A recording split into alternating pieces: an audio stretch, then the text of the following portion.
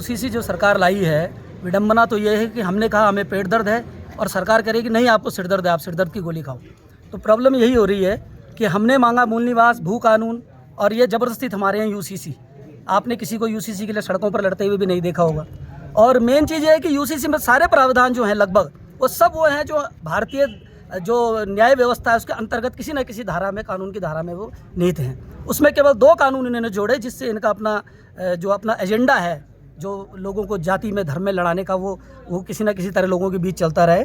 और उसमें इन्होंने जो लिव इन कानून, जो सबसे बड़ा जो ये धब्बा इन्होंने देवभूमि के ऊपर डाला है, वो यही जो इन्होंने लिव इन कानून जो इसमें लाए हैं कि आप जो है, जो पिछले पूर्व तक भी, पहले तक भी ऐसी चीज़ें होती थी, जो एक पर्दे में चीज़ें होती थी, आज इन्होंने इस तरीके की परिस्थितियाँ पैदा कर दी हैं कि जो हमारी मातृशक्ति, हमारी माएँ बहनें, मतलब इस कानून से ऐसे लगता है कि जैसे उसको वो एक वस्तु के रूप में उसको प्रस्तुत करना चाह रहे हो। ये सबसे बड़ा अपमान हमारी माताओं बहनों का है जो ये लिव इन कानून लाए हैं। और आप देखिए आज 14 फरवरी आज कई जगह वैलेंटाइन डे के रूप में मनाया जाता है और हमें उम्मीद है कि आज भी सड़कों पर 2-4 लोग इनके देहरादून या कहीं निकले हुए होंगे जो भाई बहनों को भी नहीं छोड़ रहे होंगे।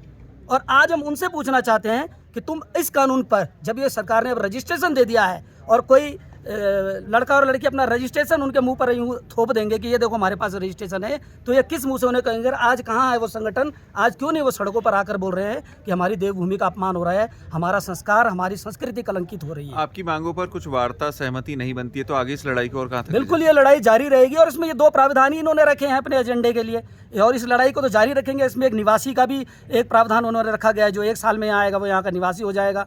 और लिव इन के अंदर तो आप देखिए कि उसमें तो जो संतान पैदा होगी लिव इन से, उसके बाद भले उनका रिश्ता अलग हो जाए, दोनों अलग अलग हो जाएं, उसका नाना की प्रॉपर्टी पे भी उतना अधिकार हो जाएगा, दादा की प्रॉपर्टी पे भी उतना अधिकार हो जाएगा। यानी कि हमारा भू कानून खत्म।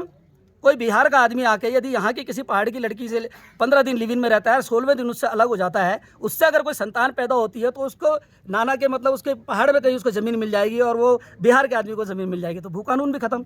तो इसलिए ये लड़ाई तो जारी रहेगी, जब तक ये पूरा नहीं होता है, ये लड़ाई सड़कों पर लड़ी जाएगी।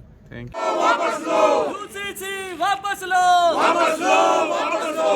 देवभूमि का सम्मान करो, सम्मान करो, सम्मान करो। देवभूमि का सम्मान करो, सम्मान करो, सम्मान करो। होश में आओ, होश में आओ। उत्तराखंड सरकार होश में आओ, होश में आओ, होश में आओ। देवभूमि का अपमान नहीं सहेंगे, नहीं सहेंगे, नहीं सहेंगे, नहीं सहेंगे। लिव इन कानून वापस लो, वापस लो, वापस लो, वापस लो, वापस लो। देवभूमि का अपमान बंद करो, बंद करो, बंद करो। देवभूमि का अपमान बंद करो।